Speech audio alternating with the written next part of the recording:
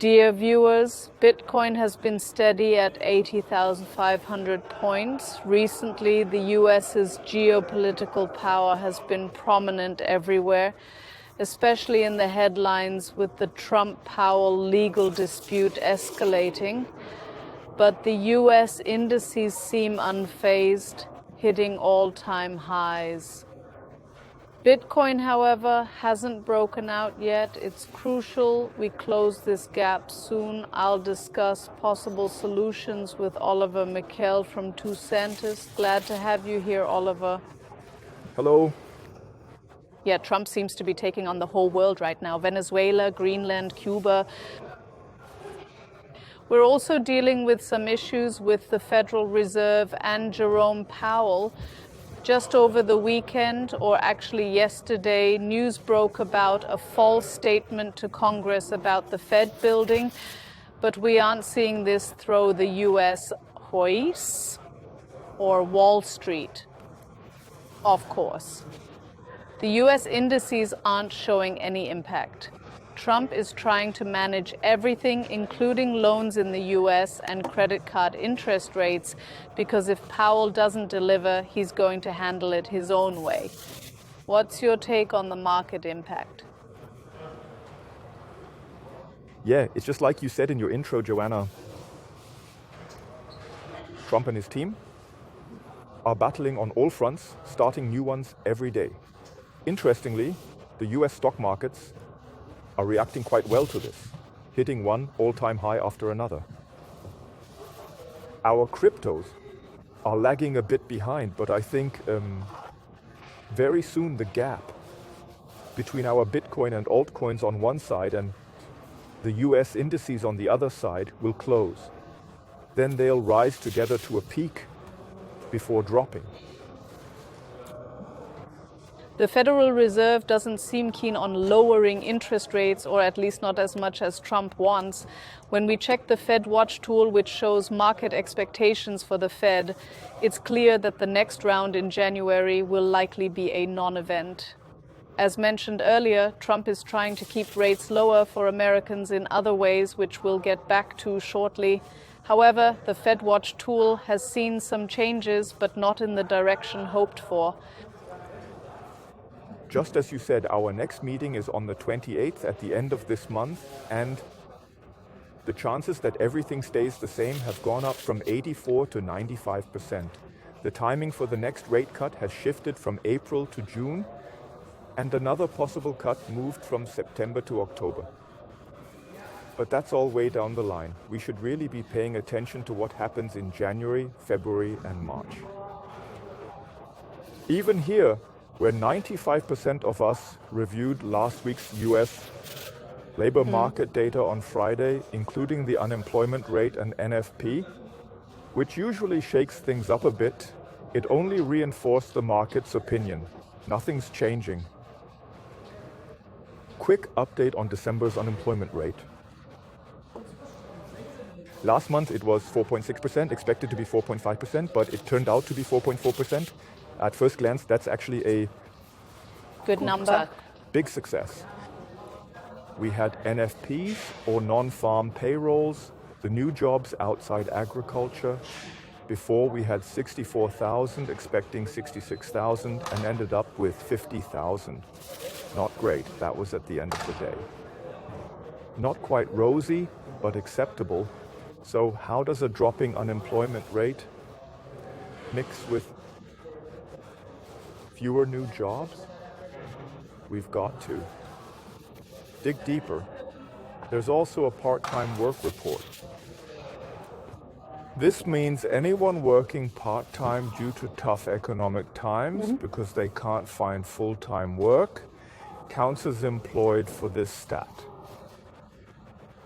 Notably, from last November to this November, 1 million full-time jobs turned into part-time. That's 3.1%. Of the US workforce, 170 million people. Around 5 million are reluctantly part-time but are counted in the quota affecting it. So, A closer look makes it less impressive. About NFPs. It's enlightening to read the numbers, but we know they do get revised. October saw 68,000 job adjustments and November 8,000. Looking at all 11 months, including November, 624,000 jobs reported this year were later revised. And if you look at it, then November and December could also end up in the red. And Joanna, when you sum it all up, I can only keep repeating it. The job market points to a really weakening economy, something we've been discussing here for months. The numbers are getting clearer and backing this up more and more. I find it quite interesting that the figures are so negative, especially when you dig deeper into the forced part-time work. Yet we see US indices still climbing. It feels like all the economic data is being pushed aside. Even current inflation figures seem to be spun positively, and this week more economic data like the CPI is coming out. Yet we see US indices still climbing. It feels like all the economic data is being pushed aside. Even current inflation figures seem to be spun positively, and this week more economic data like the CPI is coming out. CPI. December's consumer numbers are out today, and tomorrow we're getting November's producer numbers, the PPI. Tomorrow's shaping up to be an exciting day this week.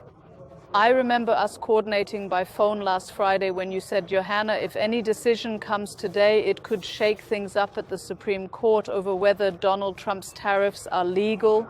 The first hearing was Friday, but they pushed the decision to tomorrow, Wednesday. What should we expect? I don't know either, but it'll definitely be big news if a decision comes tomorrow.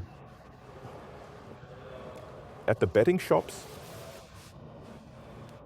it looks like 75% think the US tariffs will be struck down by the Supreme Court as unlawful and rejected. Yeah, you could say we've already talked about this before. If the tariffs are deemed unlawful, US companies will get $133 billion back, which they had to overpay due to counter tariffs. That's definitely a positive. Market liquidity will increase.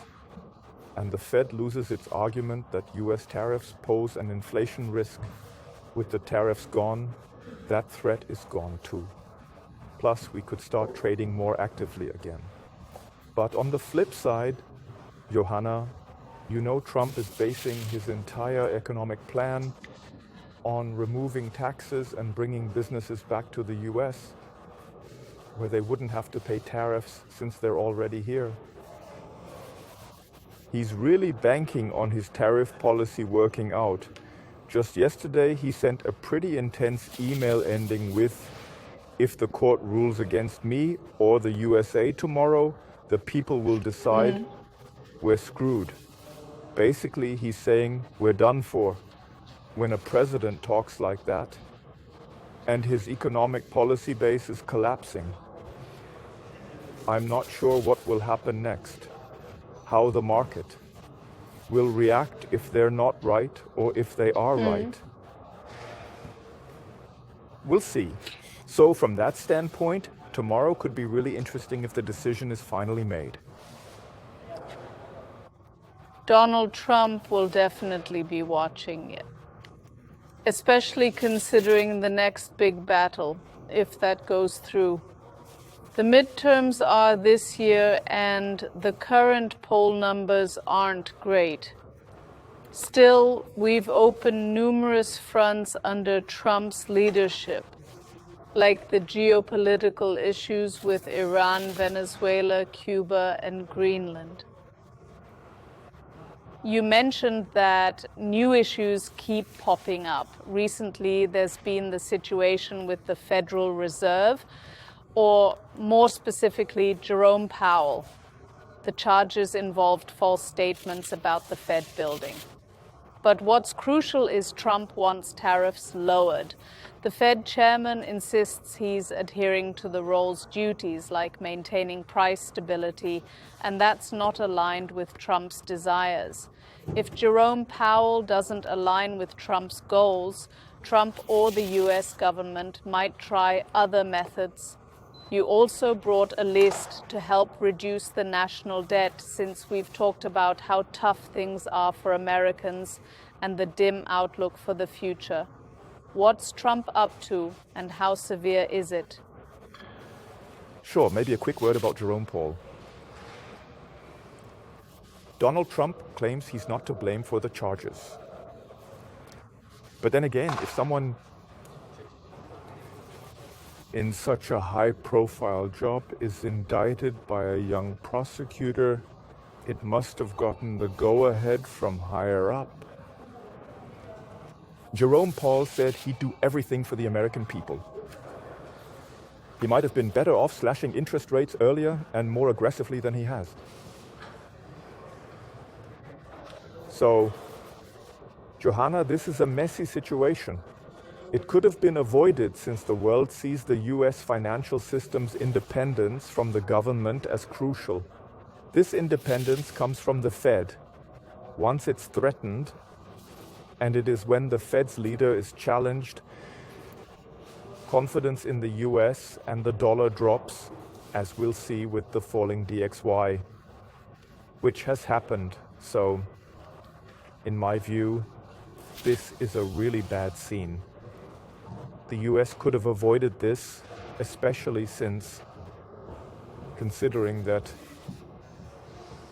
he's leaving the Fed board soon, it's unnecessary, but we'll see what happens. The markets haven't really reacted, but they see an upside if he leaves. Maybe even sooner than expected, leading to quicker and sharper, though, interest rate cuts. If it had been an older, more experienced male prosecutor instead of a young female one, would he have needed approval from the higher ups too? He definitely would have needed approval too. I was just surprised. I saw the prosecutor's profile pic and thought, oh, that's interesting. Is that what crossed your mind? Who's actually behind this? Let's dive back into the debt burden that's like a Damocles sword over US citizens' heads. What's the situation? How serious is it? Yeah. On the previous page's right column, we saw there's a lot happening. You brought it up, and one issue we keep discussing is the debt burden. It's like a crucial domino linked to another issue, the housing market. And Kuba is a letter, a really good source on X that I enjoy reading, very reliable info, has published 2 posts I'd like to quickly discuss.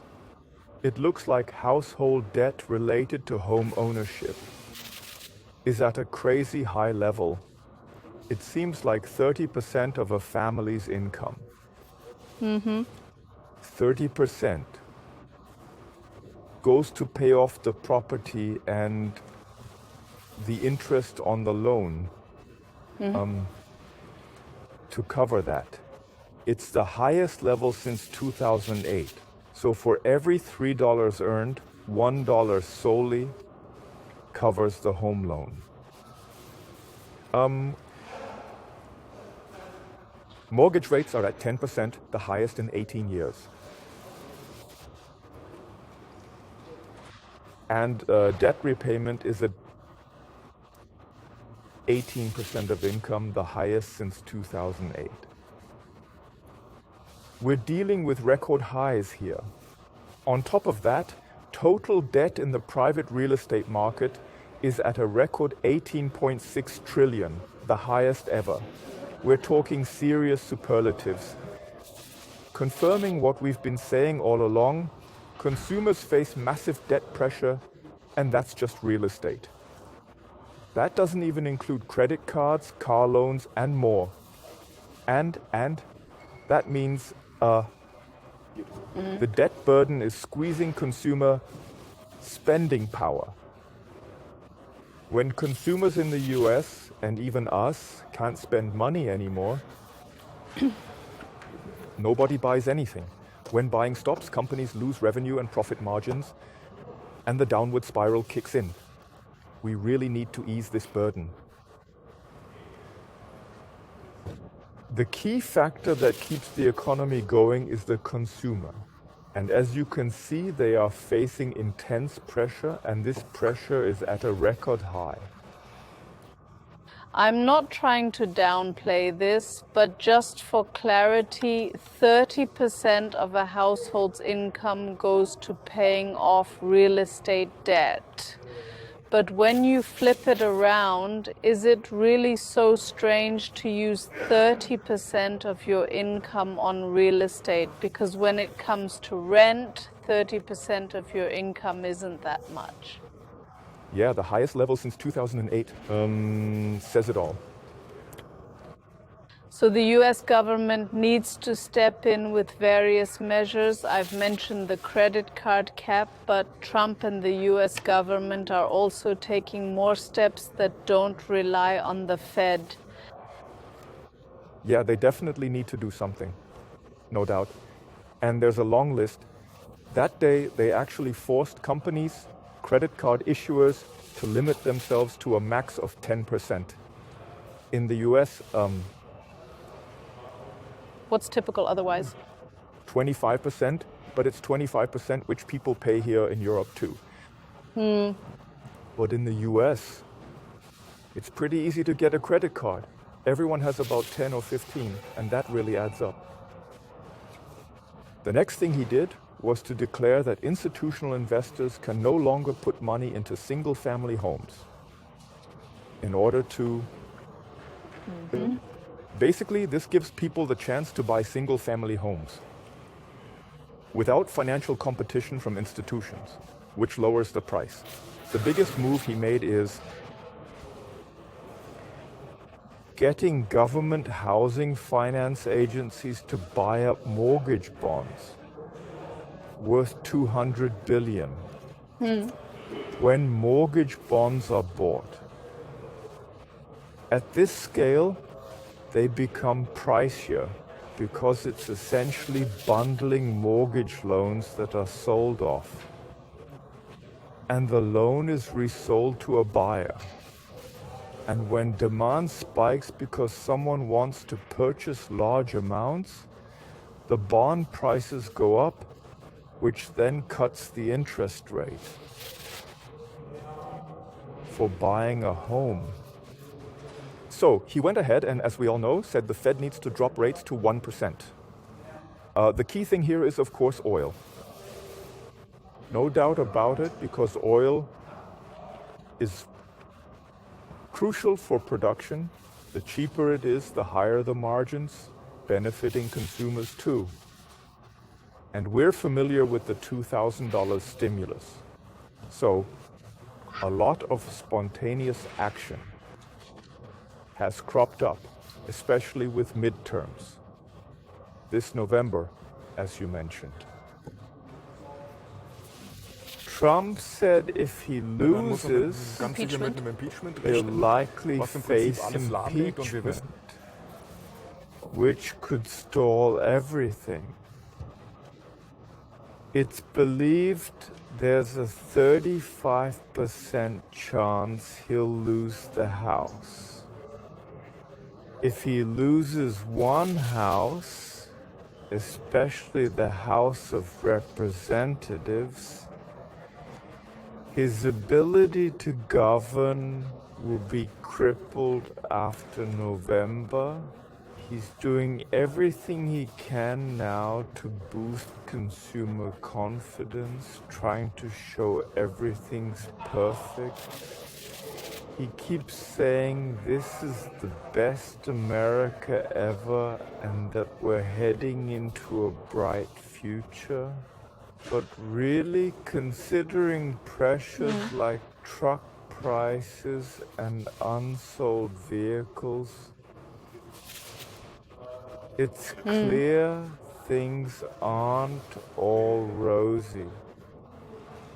We've been watching this closely for a year and a half, and it seems a tough future is more apparent, especially for the US. The US is the largest capital market globally, impacting our cryptos heavily. If the US market collapses, we won't worry about new crypto highs. So it's crucial to see our cryptos as the first derivative in this equation. Right now, it doesn't seem likely because when we look at Wall Street, the major US indices are still hitting all-time highs. Even the Russell is joining in, which is a great sign.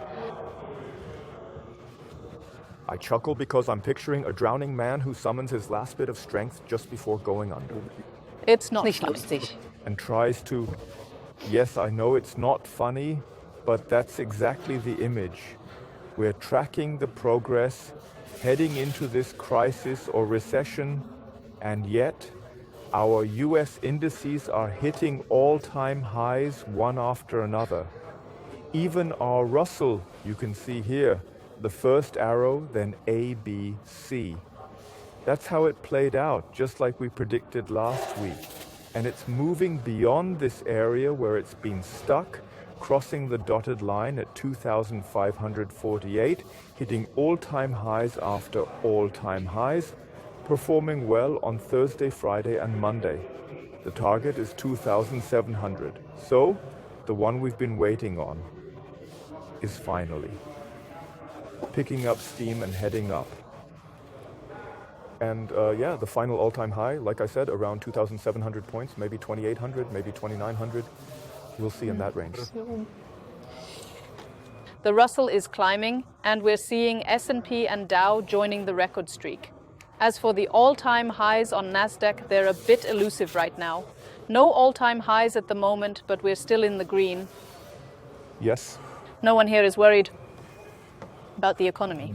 Yes, like I said, it's the fight for survival. These are the final stretches. The Dow also hit an all-time high yesterday. It's closing in on 50,000, which is a big milestone. Americans want to break through that too. So, we're seeing an upward trend here.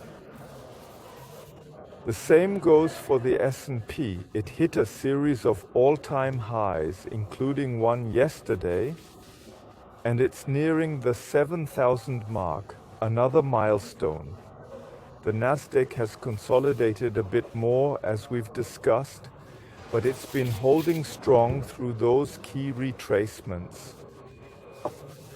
And we expect Nasdaq to hit 27 soon, another round number that will likely be reached. So, Johanna, it's just as we've been saying for weeks, we've got maybe 10, maybe 15% more to go. Every new high should be an all-time high, now also for the Russell. Since we're at the peak right now, we need to keep a close eye on when the rollover happens. The rollover of the major US indices affects our cryptos too. If it were to happen tomorrow, hypothetically, it would affect our cryptos tomorrow as well. But as things stand now, and as we've done for the past 1.5 to 2 years, if our goal in these interviews had been to guide the typical shareholder through the US market to the peak, we could say we're done, as we're at the peak and can now relax and watch what unfolds. That's the big question. You nailed the timing with the US indices. Now the question is, what's next? Will we see a correction, a rollover? And if so, what would that look like? You brought us a slide that shows us past rollovers and beginnings of bear markets. Like during the dot-com bubble, what can we learn from the past that's relevant now? It's a cycle that keeps repeating. The economy is struggling. Interest rates are cut. and liquidity is injected into the market, basically printing money. US markets, especially the indices, are entering the phase of interest rate cuts. These cuts aren't really a good sign. It's the Fed's way, along with money printing, to support a struggling economy. Most of the time, you can't pull it off, you don't get a soft landing, it just crashes. Like the dot-com bubble, the banking crisis, COVID, and maybe some of you remember the other numbers. I was in kindergarten. So, from that perspective, it's always the same principle, which you can see in Knowledge Blocks 65 and 107 on the tokentus YouTube channel. These are clips from our videos. And I just want to address the recurring questions on our channel about how the rollover works and what the timing looks like. When will the floor hit? This slide here shows the insights gathered after interest rate cuts, mainly because of attempts to save a weak economy, specifically for the S&P. You can check it all out and read more on the page. We actually put this slide together for educational purposes back on July 15th, 2024. We've been at this a while, warning about the market peak before it comes down. It seems like when the Fed first cuts rates, how many trading days until the S&P hits the market low? For example, during the dot-com bubble, it took about 450 days for the S&P to drop from its high to the bottom. And on that trip from peak to bottom on the timeline, how much did it lose in percentage terms? And you can see, right? About 40% here. Yes, during the financial crisis from 2007 to 2009, it took around 300, let's say 360 to 70 days. And he lost even more, like 55%. Sure, the S&P wasn't hit quite as hard by the tech bubble burst as it was by the bubble burst. The bank. Financial bubble. So Johanna, these are insights that have come up over time. And based on them, I just figured out what this would mean for our current situation.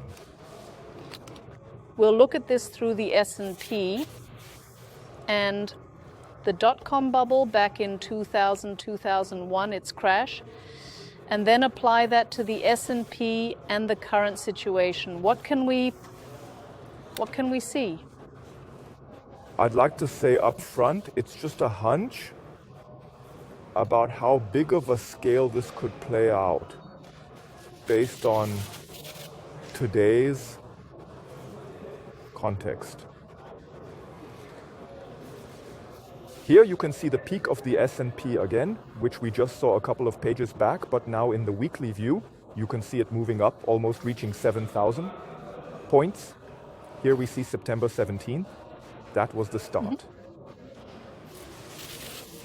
That was when the interest rate cut phase began. So we had interest rate cuts on October 17th, October 29th, and December 10th. On January 28th, we can't really say what's next, but there might be more to come. So we're in the interest rate cut phase. I used the dot-com bubble as an example. The S&P crashed back then. Despite interest rate cuts, so even before the dot-com bubble burst, rates were lowered and lots of money was printed. We just mentioned it took around 450 trading days to hit rock bottom. 450 trading days, roughly divided by 5 trading days a week, makes about 90 weeks. I've tracked these 90 weeks here, starting September 17th. That brings us to June. June 27th. 2027. When it dropped from the peak, let's say around 7,200, which was a bit above 7,000, it fell 40%. So if we start here and drop there, we'd be looking at about 4,000 points. If we use the dot-com bubble as an example, we'd hit bottom by June, July, August around 4,000 points. I think it'll be a bit harsher than when the dot-com bubble popped. And it might fall a bit more. We won't see a V-shaped recovery because then things would go back to normal, but rather like back then, it'll drop in an ABC pattern, and just when you think it's over, it'll really take a nosedive.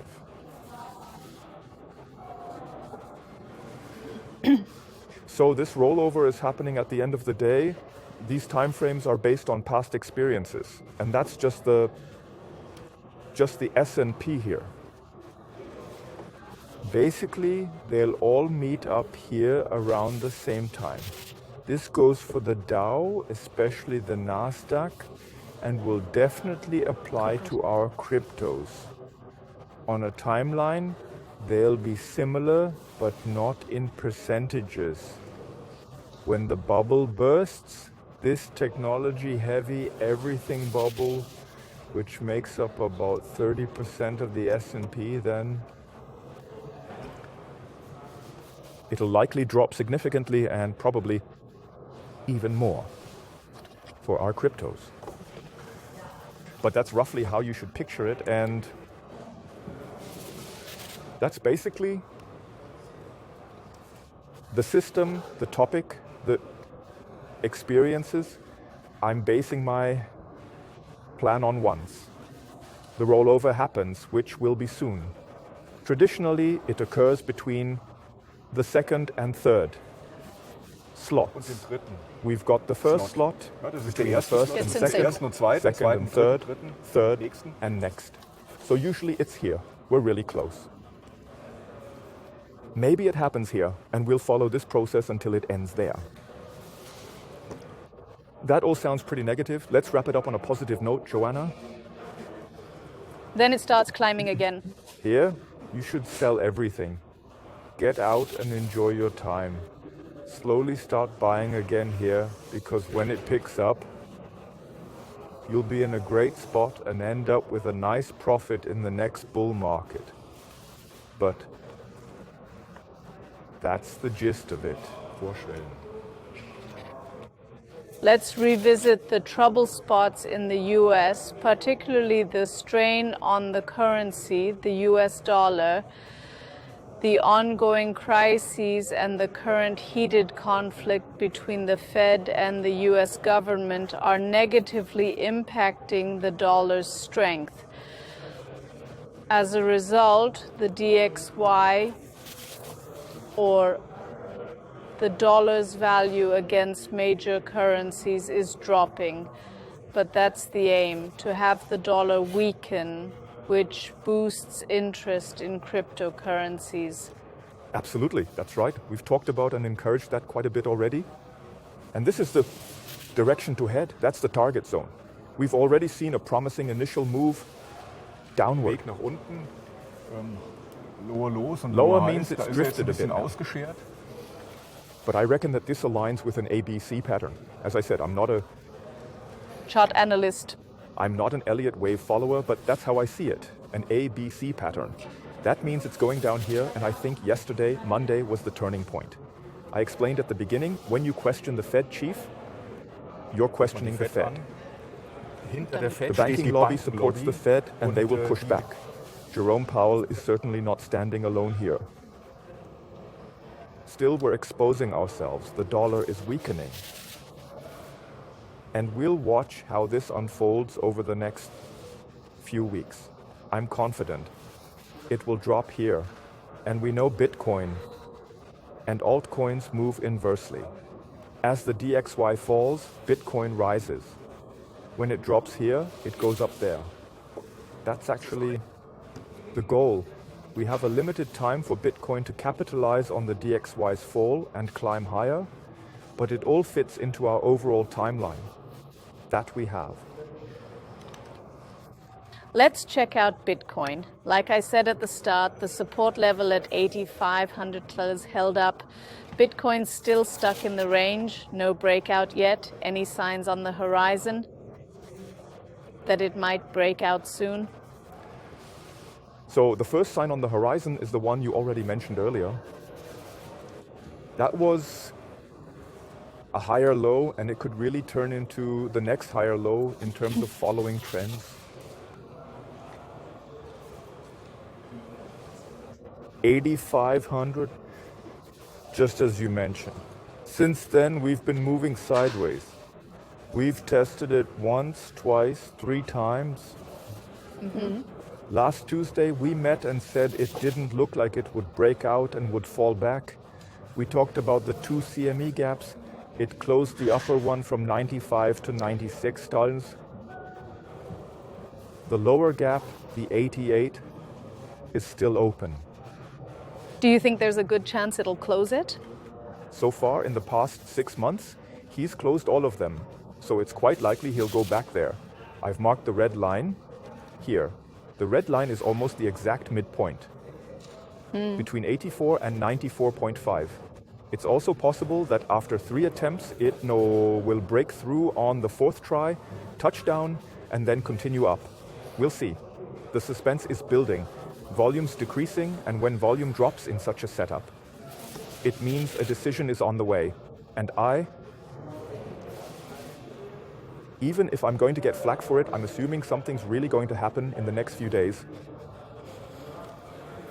We need a kickstart, an initial push, and then the gears will start turning. Because like you said at the start, there's a big gap between our coins and the US indices that needs closing. I think it will close. And then we'll see a move upward, even if we dip briefly before going up. But that shouldn't bother anyone, in my view, because the big picture is right. Higher low, higher low. The upward trend is here. We're moving sideways. The support areas are holding for now. We've got cheap liquidity, and that's what matters. The US indices are on the move, and the DXY is starting to drop again. So, all the indicators we look at are here. Our loyal viewers who check in regularly expect weekly and monthly charts now. The weekly chart should be positive with the 85, while the monthly chart has a higher low but is red because of the MACD. So now Michel has brought something new, the 3 hours chart. Why? What's there to see? And is it a bit of a nerve test? Just like Bitcoin surprised everyone, we're aiming to mislead a bit. As you said, the weekly chart is dull. We saw it. 5 or 6 candles in a row, nothing new to show. The trend is there. And as you mentioned, the MACD in the monthly chart has turned. It's a negative sign for sure. Definitely more fuel for the bears. We'll see how it turns out by the end of the day. But we switched to the 3-hour performance to give our souls a little comfort. That's the range we mentioned, that small range from 84 to 94.5. Yeah. As I said, we're looking at a 3-hour chart. That's what's going on. Yep. Weekends are sideways, low volume. The low volume alone shows it's the weekend. No volume, no volume, no volume, no volume. So anywhere there's a green arrow, you can see nothing's happening. Like last weekend, nothing happened. Here, here, and here, nothing happened. The only weekend with a bit of activity was here. At this point, but mostly weekends are chill now, retailers are out, and it's mainly institutions who aren't active on weekends. What happens during the week might stress some people out because you can really see it clearly. Let's pick an example. Any will do. It goes up, moves sideways a bit, then drops back. And you're right back to where you started. How often has that happened? Here, here, here, here at this spot. It happened here, here, here, and just last week, too. Several times. So wherever there's a red arrow, 11 times, you've been amped up. You think, now. It's happening. And then, yes, a few hours later, it's right back where it started. Nothing happened, which can be tiring. I can only suggest that when we're stuck in a range like this is just how it goes. It's the market maker's game. They make money by keeping things moving. So, for heaven's sake, don't let it get to you. Strategy is playing it cool too. They're not getting rattled, they're still buying. If you need to be patient, you can lean on the fundamental news to keep going and stay calm. So what were the key news updates? Yep, just like you said, Strategy made a massive purchase of $1.25 billion. Not small change. What's really crucial is that traditional banks, not just asset managers, are getting into the crypto scene in the US. Stanley even applied for a Bitcoin IS and Solana ETF, which is fantastic news, which is our spot Bitcoin ETF had a roller coaster week, up 700 million last Monday and then down 1.4 billion. But yesterday started with an inflow of 120 million. The key takeaway, Johanna, is seeing what the US government is doing for consumers.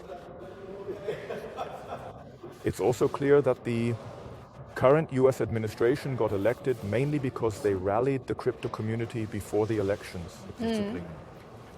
And with Trump's inauguration, there was a real surge, right? So far, not much has come from this surge. Our XRP shot up a few 100% during this time. And a lot was promised. In theory, a lot has been achieved. Committees were formed and a new SEC chief, who is less restrictive than the previous one, was appointed. We've seen functionalities and requirements pop up in a lot of places, but those alone aren't enough. With the midterms coming up, it's not just about doing something for consumers. The US government also needs to act for the crypto community. There are 50 to 60 million Americans holding cryptos. If they get disappointed, it could flip the midterms, and Trump knows this. I expect him to make a big announcement soon. The Clarity Act is at the top of the priority list. It's a make or break deal. If it doesn't come through, there'll be a lot of disappointed faces. And people might look for other options on the ballot. Tomorrow, there's a committee meeting happening tomorrow, but it's not about making a decision yet. It's where the final document will be drafted. Across party lines before it moves on to other committees for a vote. The hope is for something to happen in Q1, but realistically, it might be Q2. That'd be in time. For the midterms, but maybe not. For the rollover of the US indices and our cryptos. We'll have to watch how things play out in the coming weeks and months. But if he can't pull this off, I think he might lose this community. If the Clarity Act has actually been signed and the rollover is already underway or in progress. Yeah, well, the Clarity Act is just a law for now, and it has to be developed into specific actions, which will take months. This means it will be months before it can allow big institutions, which need to comply with regulations, to invest in cryptos without any worries. Even months after the Clarity Act is finally passed in the Senate. But the moment it was passed, you know how the stock market and markets anticipate things. The moment it was passed, they knew something was up. And then jumped in, invested ahead of time, and then pulled out once it happened. So if the Clarity Act isn't passed in the first quarter, but maybe in the second, do you think that might not affect the next all-time high? I don't think so. Once we see a rollover in the US indices and in our cryptos, and maybe 1 or 2 months later the Clarity Act is finally passed by the Senate, people will say, all right, we have it, let's keep moving forward, but the market's going down. Investors will sell regardless of the Clarity Act passing or not, and the markets will decline. Either way, it won't prevent it. If anything, it'll boost it positively. Let's move on to altcoins, since they might see similar movements as Bitcoin. We'll start with number 2, Ethereum. You can actually compare the charts pretty well, right? Yeah, basically none. No movement. You can see it here on the daily chart. It shows the last few days. You can't get more sideways than what you see here. We mentioned before, to ensure such a movement is sustainable, it needs to go over 3450 to hit a new higher high. And it didn't manage that. It's currently at a standstill right in the middle of the 2-year range between $2 and $4 US, battling around $3,000, so it's really stuck in the center. And you can see it has formed a solid base here. There's the Nike Swift. So we'll have to wait and see how things develop with the US indices and Bitcoin. I'm repeating myself, but the sideways trend is not just strategy continuing to buy. Bitmain is still buying. And Tom Lee is really drumming up excitement for the market. Not entirely out of altruism, because they want a cut too. Spot ETH had a flat week last week, so nothing notable. Yesterday, they kicked off with a 5 million inflow. So here as well, it's a waiting game. Waiting for the big breakout moment where it breaks out. For spot ETFs with XRP, they got off to a great start, but XRP itself isn't doing so great. Why? I know that hurts you. There needs to be a comeback, Joanna. Go ahead. With XRP, it's not about jumping from $2 to $3, moving through the range, but about investors betting it'll hit $8, $10, $15, $20 and even triple digits long term as XRP Ledger, and the ecosystem build up over the years. After the rollover. In one of the next bear or bull markets. So the crucifixion wouldn't be too intense. Anyone who thinks it's dropped from $3 to $2, then up to $2.80, isn't seeing the big picture. We're dealing with bigger percentages. Ups and downs like this are normal. We've been sideways for a year in a 1-year range. Whether it's at 2.5, 2.10 or 2.30 doesn't matter. The key is the upward movement that needs to happen. To make it happen, it has to take out 2 lots. Like eyes and hit the highs again. We mentioned last week the 30% in 6 days only matters if these upward moves only matter if they're confirmed by breaking those 2 red lines. As you can see, XRP hasn't done that and is dropping back to the range it always starts from. It's in the low range. It must hold between 180 and 2. This is the area. And so we just need patience and keep working behind the scenes. You've mentioned spot ETFs. All inflow with just 1 outflow tariff. That was on the 7th. Ripple has, now in the UK, got the license, an electronic money license, which is a big move. And Ripple now holds over 60 payment and financial service licenses worldwide. It shows the direction things are going.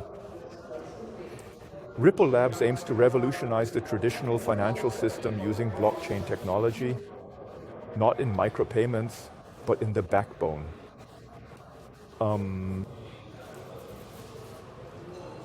Revolutionize, renew.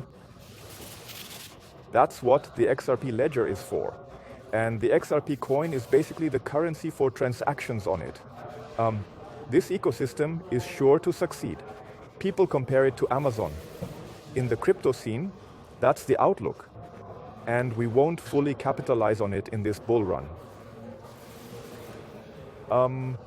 We'll have to get through the bear market first, and we might then see major successes with the bigger picture in the next bull market. But I still expect an upward trend in this bull run, and we'll discuss the roadmap shortly.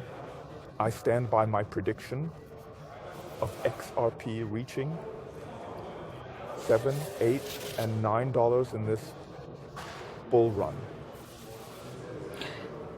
We're not looking at Bitcoin dominance today. The final bull run might only start once Bitcoin loses some ground, but nothing's changed, right? Yes, so if the two big ones, ETH moves sideways and XRP drops, then there's nothing to gain.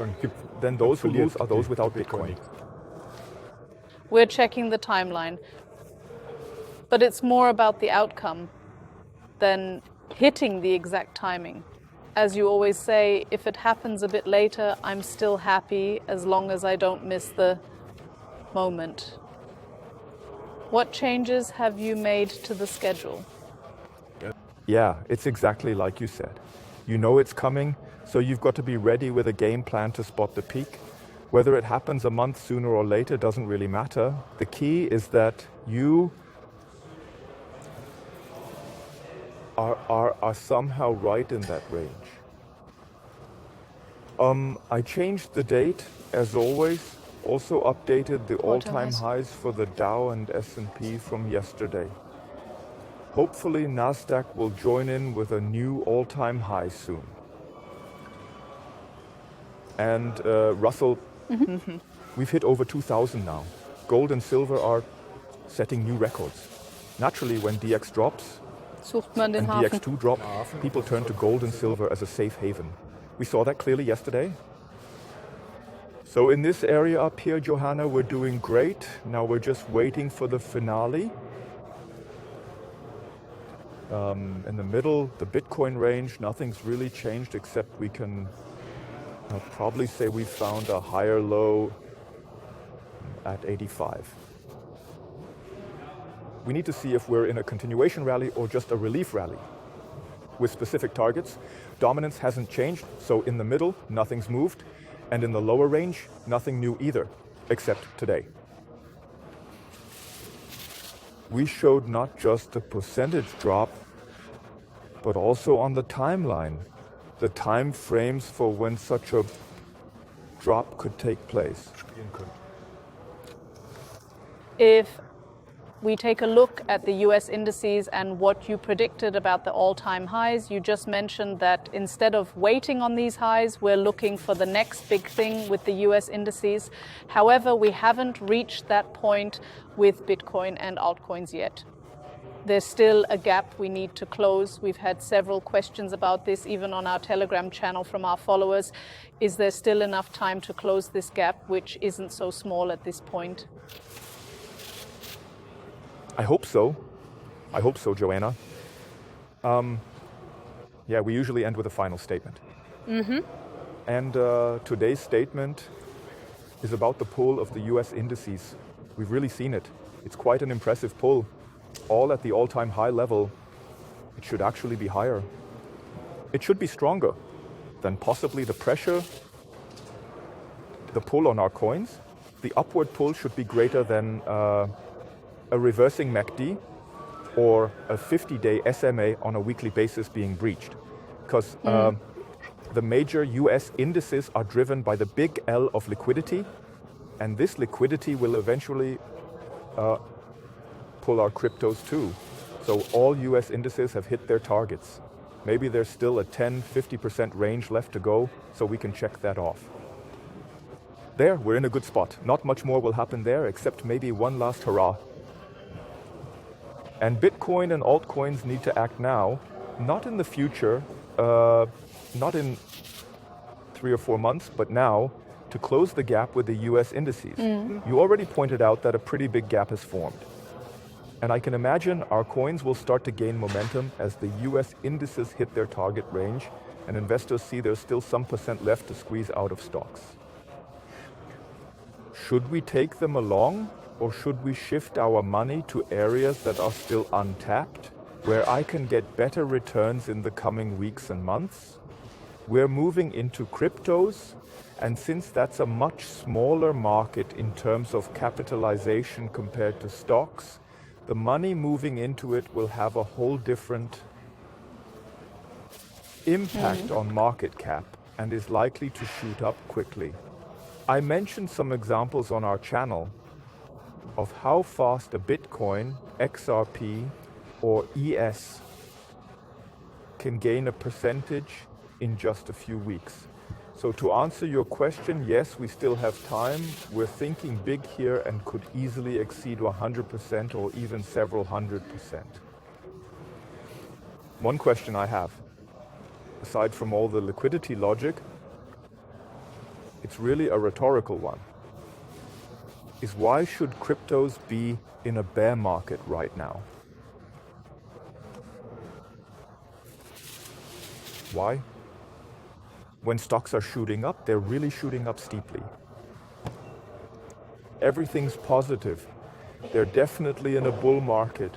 And if stocks, which set the market by attracting liquidity and investors, are so bullish, why should our cryptos be in a bear market? Correction, yes. Correction in a bull market is how I'd put it, with the possibility of closing this gap. Once that's closed, everyone will be on top, doing their rollover and... Are you happy? Haben wir 1,5 Jahre Zeit. Lived to the end of their days? We've got a year and a half before we're back down, and it's going to get really exciting along the way. Model portfolio. Entry scenarios, deciding when to buy which coin at what price. That's the goal, and that's the next step, if we're right in our interview series. We'll keep following this in our interview series. Thanks a lot for today's episode and all the info, Oliver. Viewers, if you liked it, feel free to leave a like. We'll see you next Tuesday at the latest and look forward to welcoming you again. Until then, take care.